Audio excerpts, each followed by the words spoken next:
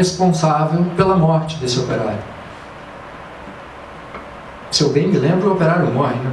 Tem tanto tempo que eu não leio essa letra que eu posso estar enganado, mas a imagem que passa é de um trabalhador como vítima de alguém. E se há vítima, há um agressor. E se a vítima é um trabalhador de uma construção, quem é o agressor? Eu podia até fazer uma brincadeira que era contar a história desse empresário que contratou esse trabalhador que construiu o prédio. Essa história que não é contada pelo Chico Buarque. Uma história que ninguém pensa. Porque a letra é bonita, a melodia é simpática, aquilo nos afeta.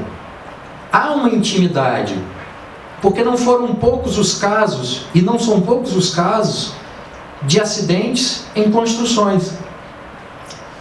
É um absurdo que em 2013, nós continuemos a ver operários morrendo em construções.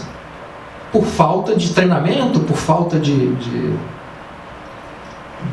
equipamento, por falta de qualquer coisa. É um absurdo e ponto final. Agora, quando se pega esse fato para transformar o empresário ou a iniciativa privada, ou todos aqueles que não são o operário vítima, qual é a informação que essa letra nos passa?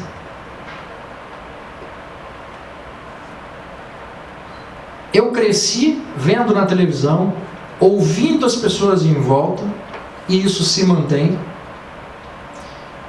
dizendo, ou pelo menos achando, e manifestando de forma mais ou menos direta, a ideia de que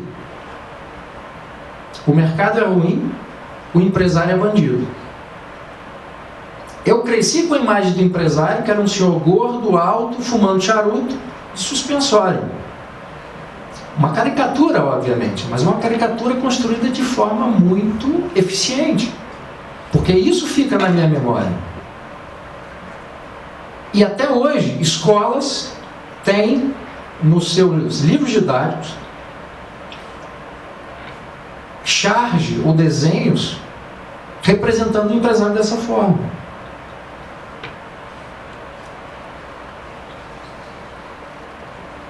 Aqui no Brasil, nós não vemos, ainda não vemos, o empresário. Eu não estou dizendo o grande empresário, o dono de banco, não estou falando disso. Não vemos o empreendedor.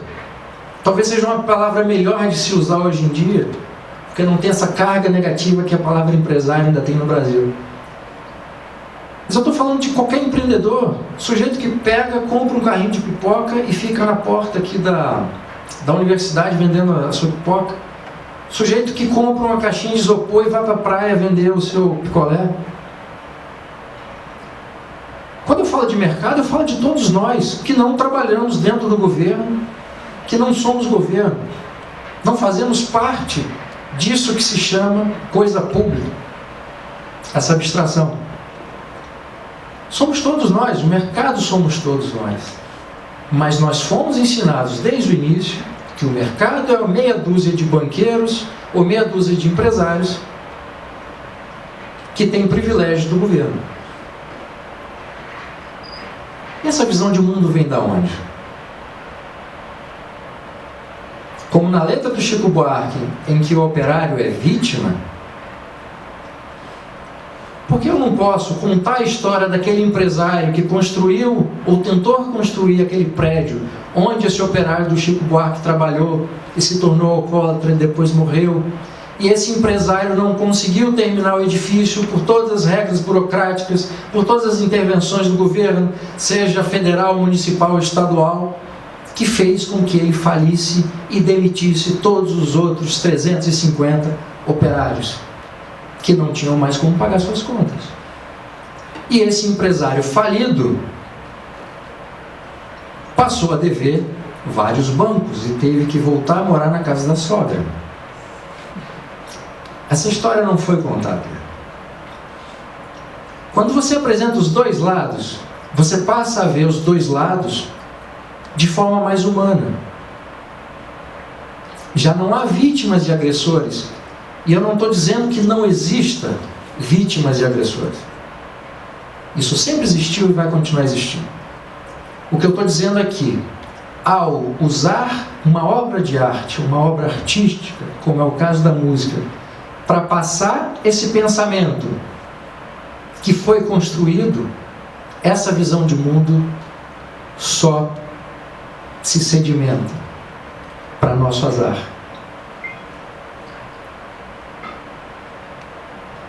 Quando eu disse que a universidade pública, de uma vez aparelhada, passou a doutrinar ou formar doutrinadores, muitos dos quais, sem saber que existia outra visão de mundo, passaram a reproduzir aquilo como se fosse a visão mais correta, ou a única visão correta, para usar uma frase que o Isaiah Berlin usa para qualificar as utopias.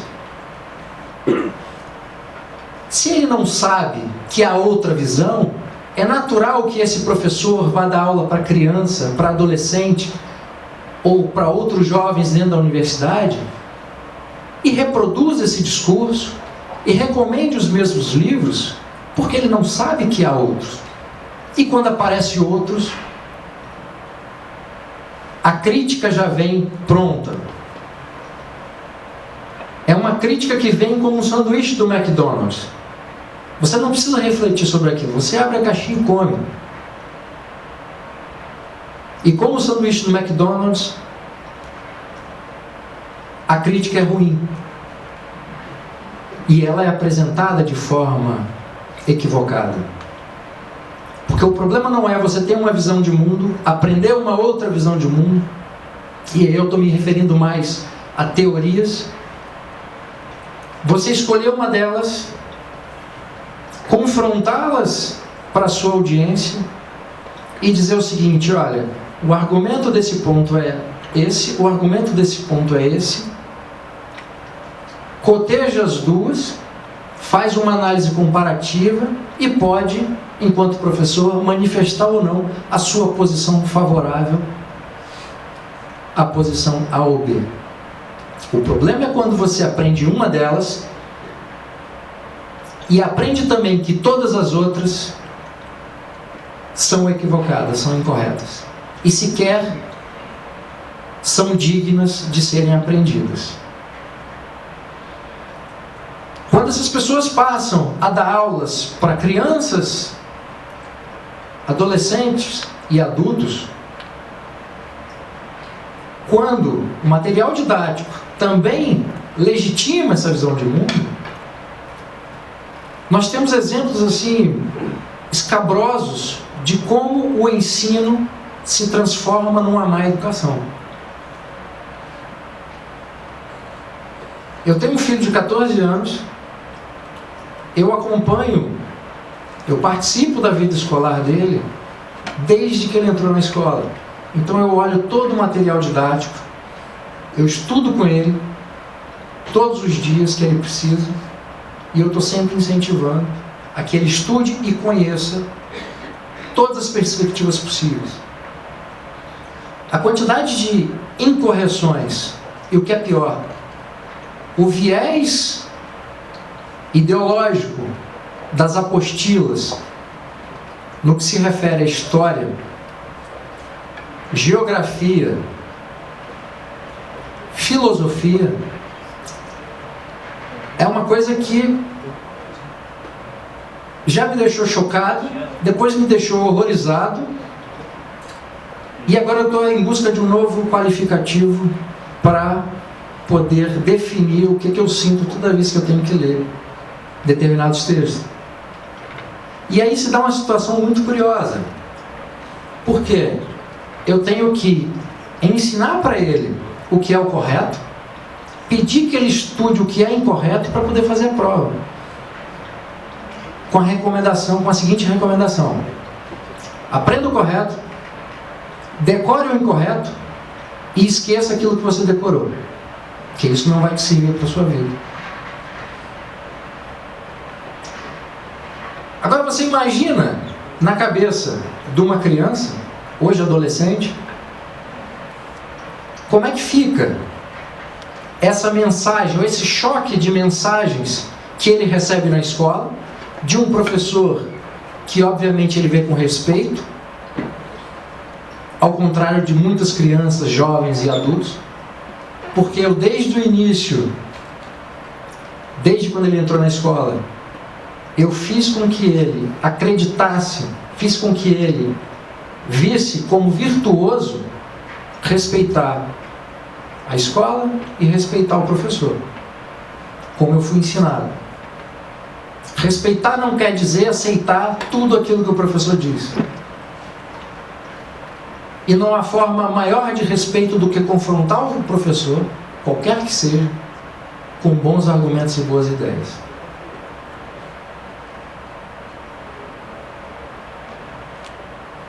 Então, quando eu tenho que, dentro de casa, ou melhor, quando eu vejo dentro de casa o resultado desse aparelhamento das universidades, o resultado dessa doutrinação, eu fico imaginando o seguinte: quantos pais acompanham de perto e se preocupam com aquilo que os seus filhos estão aprendendo na escola? Eu não sei quantos são, mas pela quantidade de jovens, de adolescentes, de adultos que reproduzem a mesma mensagem sem questioná-la, eu me questiono ou tendo a acreditar que esse número é baixíssimo. Ou aqueles pais que, de forma honesta e sincera, acompanham o progresso escolar dos filhos, como aprenderam daquele jeito, como têm certeza absoluta de que aquela ideia é a correta, fazem uma coisa que é pior, que é dizer ou passar a mensagem para o meu filho: ó, aprenda isso, que isso está correto.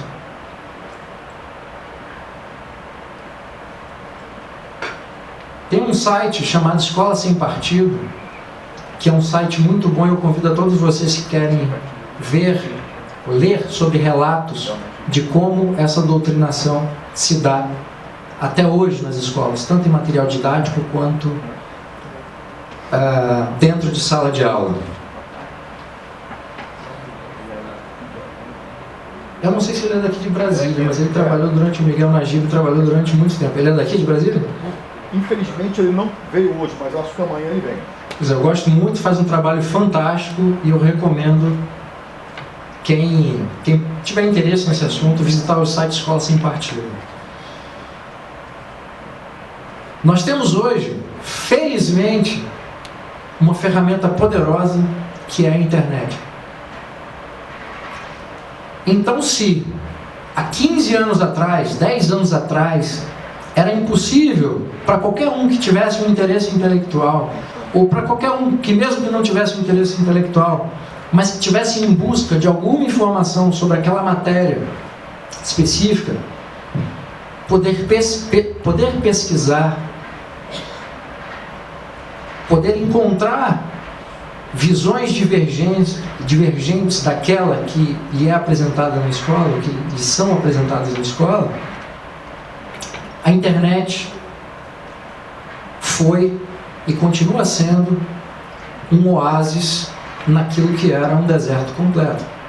Ou 3 desertos, aridez de 3 desertos, para usar uma frase do Nelson Rodrigues.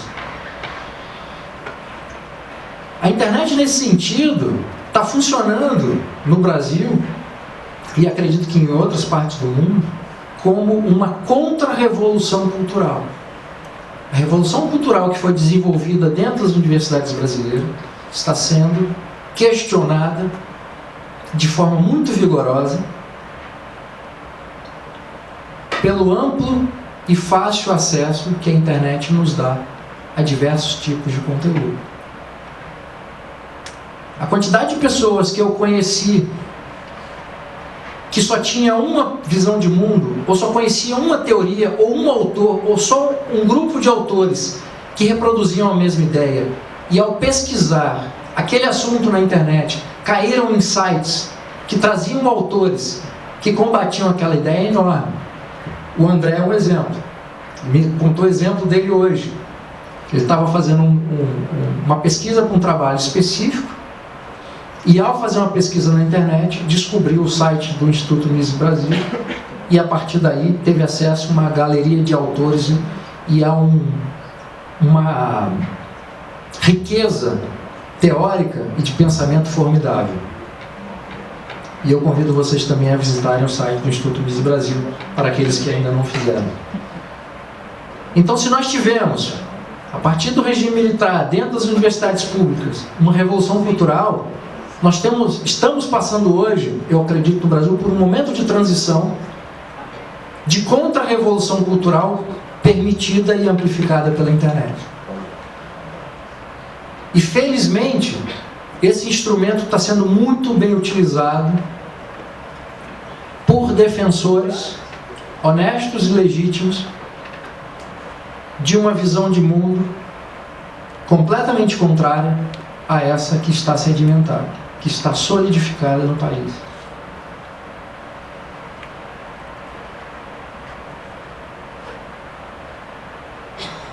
Quando eu trouxe o tema da liberdade para conectar com o tema de universidade e com o de revolução cultural, e eu iniciei a minha fala falando de liberdade, propondo uma questão para vocês, o que eu queria no fundo era que vocês avaliassem se,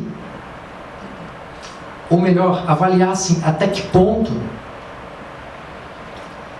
aquilo que vocês pensam e aquilo que vocês fizeram e fazem daquilo que vocês pensam foi o resultado de uma livre escolha. Se o que foi passado em termos teóricos, em termos de ensino, foi uma perspectiva única, como era possível fazer escolhas? Nesse sentido, a questão da liberdade aqui, que eu coloco, não é a liberdade em termos de ausência ou presença de coerção de um poder centralizado.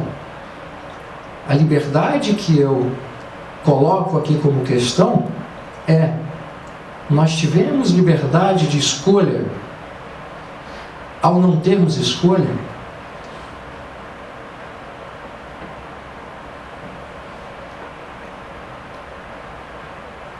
E isso me faz lembrar do exemplo daquele amigo que eu mencionei, professor de Universidade Federal, que depois de tudo aquilo que aconteceu com ele, e eu narrei para vocês, há 2 dias comemorou de forma efusiva. Eu fiquei até preocupado com a saúde dele, porque ele tinha conseguido uma transferência de departamento, do departamento de História para o departamento de Arte. Conseguir a transferência de departamento, assinar o documento de transferência, significou para ele o mesmo que uma carta de alforria significou para os escravos brasileiros durante o período de escravidão no Brasil. Muito obrigado.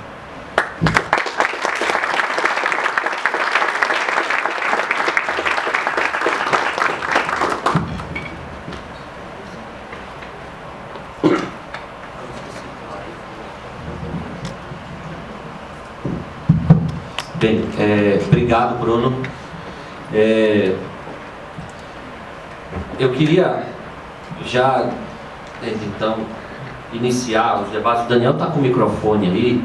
Quem quiser fazer qualquer tipo de intervenção ou pergunta para o Bruno, fique à vontade. Mas eu já queria começar fazendo uma.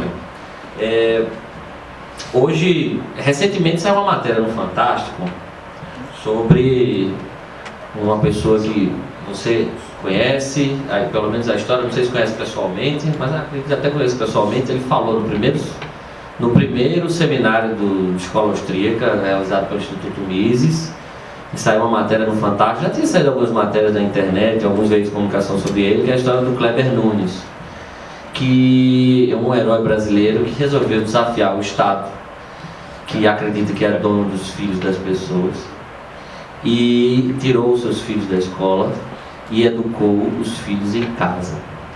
E o resultado, para quem conhece a história do Kleber, é fantástico. Os filhos dele são muito mais bem educados do que a média das pessoas que são educadas nas escolas públicas e privadas do Brasil. Não obstante, ele foi condenado pela justiça brasileira, tanto no civil quanto no criminal, né, a pagar uma multa e acredito até, talvez, pena de reclusão, não sei bem. E contou a história também de outras famílias que tentam a mesma coisa. No Brasil, a situação do homeschooling ainda é um pouco complicada. A gente sabe que em outros países, como os Estados Unidos, é uma prática já corriqueira. Com a internet, com essa possibilidade toda que a internet dá pra gente, eu queria que você falasse o que é que você acha de quão importante é a difusão do homeschooling no país como o Brasil, em que a doutrinação da educação atinge níveis mais do que alarmantes. Quão importante é a difusão do homeschooling, do ensino doméstico, e a luta daqueles que defendem a liberdade pela possibilidade de os pais aderirem a essa prática, né? Desde já, quando eu falo isso, eu não estou defendendo nenhum tipo de regulamentação do homeschooling. Isso aí seria pior, né? Daqui a pouco vamos colocar um fiscal para ir dentro da casa das pessoas a ver se os pais estão... simplesmente não proibir o homeschooling, né? Não é regulamentar nada, é simplesmente deixar que isso seja, que a educação dos filhos seja uma escolha, uma decisão dos pais. Obrigado pela pergunta. Esse caso do homeschooling é muito interessante, porque ele demonstra essa visão uníssona que se tem sobre determinados assuntos. O que as famílias defensoras do homeschooling, o Kleber Nunes se tornou o grande porta-voz disso, o que essas famílias querem é o direito de educar os seus filhos, educar e ensinar os seus filhos, ou melhor, o que elas querem é o direito de ensinar os seus filhos em casa. Educar, as famílias já fazem, bem ou mal, mas já fazem. Em nenhum momento, os defensores do homeschooling no Brasil defenderam o fim da escola tradicional. E foi a maior crítica, e continua sendo a maior crítica que se faz ao homeschooling. O que esses caras querem? O que essas famílias querem? Acabar com a escola? Em nenhum momento se falou isso. Então, a ideia de regulação, de que preciso ver, que para construir uma coisa tem que acabar com outra, é muito forte. Eu fiz uma entrevista, um dos podcasts com o Kleber Nunes. Quem se interessa por esse tema, só visitar o site do Instituto Mises Brasil, na parte dos podcasts, tem lá a entrevista com o Kleber Nunes. Ele conta toda a história dele, explica como é que fez para ensinar os filhos em casa e fala também sobre os resultados desse ensino em casa. Ele falou das condenações, falou que teve uma pena de multa que ele não pagou e não vai pagar. Podem prender ele, ele não vai pagar, não tem conversa. E é inegociável, porque ele me disse que se ele pagar essa multa, ele vai estar aceitando aquilo que ele repudia. E esse exemplo é interessante porque, quer dizer, um outro aspecto interessante desse exemplo.